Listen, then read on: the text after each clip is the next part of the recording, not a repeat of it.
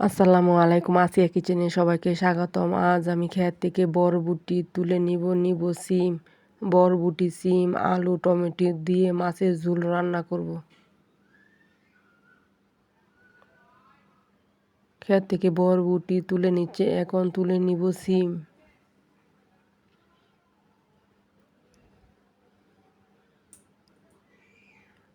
বরবটিটা এখন গুট গুট করে কেটে নিব।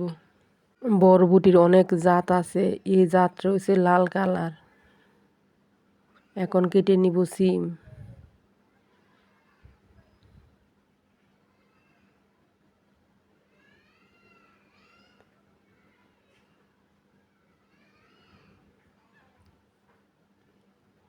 একটা আলু কেটে নিব।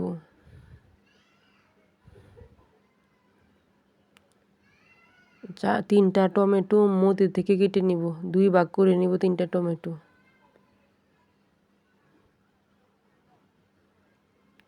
এখন একটি সিলভার কাপ মাছ কেটে নিব। এই মাছের 3 পিস মাছ দিয়ে রান্না করব এই সবজিটা।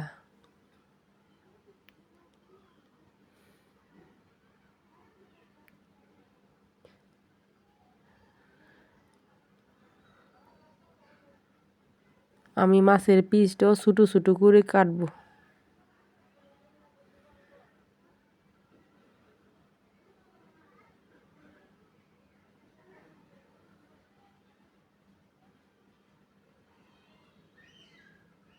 মাছ কাটা হয়ে গেছে, মাছটা এখন ডেগের মধ্যে তুলে নিব।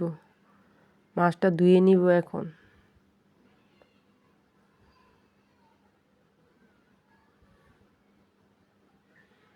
তিন পিস মাছ, 1 পিস কান্না, 1 পিস পেটের শাক দিয়ে মাছটা ভেজে নিব।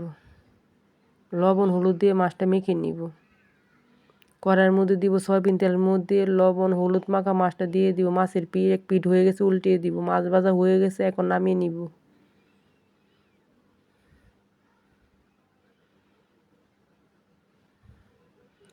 এই তেলের মধ্যে একটু পেঁয়াজ কুচি দিব। পেঁয়াজ কুচিটা হালকা নরম হলে দিয়ে দিব একটু পানি। এখন দিয়ে দিব একটু হলুদের গুঁড়া, একটু মরিচের গুঁড়া, ধনিয়ার গুঁড়া, লবণ দিয়ে মশলাটা কষিয়ে নিব।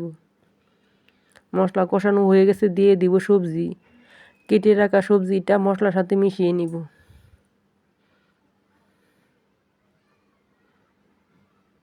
সিম, বরবটি, আলুটা এখন দিয়েছি, টমেটোটা পরে দিব। সবজিটা একটু কষিয়ে নিব।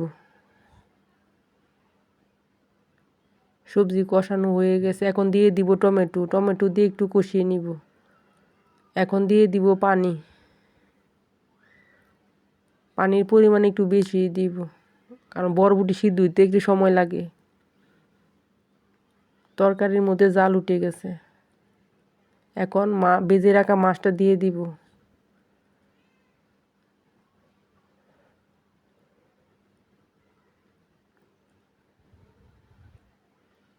দিয়ে দিব এখন কাঁচামরিচ। তরকারি রান্নাটা হয়ে গেছে, এখন নামিয়ে নিব। এখন গরম ভাত দিয়ে তরকারিটা খাবো। তরকারিটা খেতে অসাধারণ হয়েছে।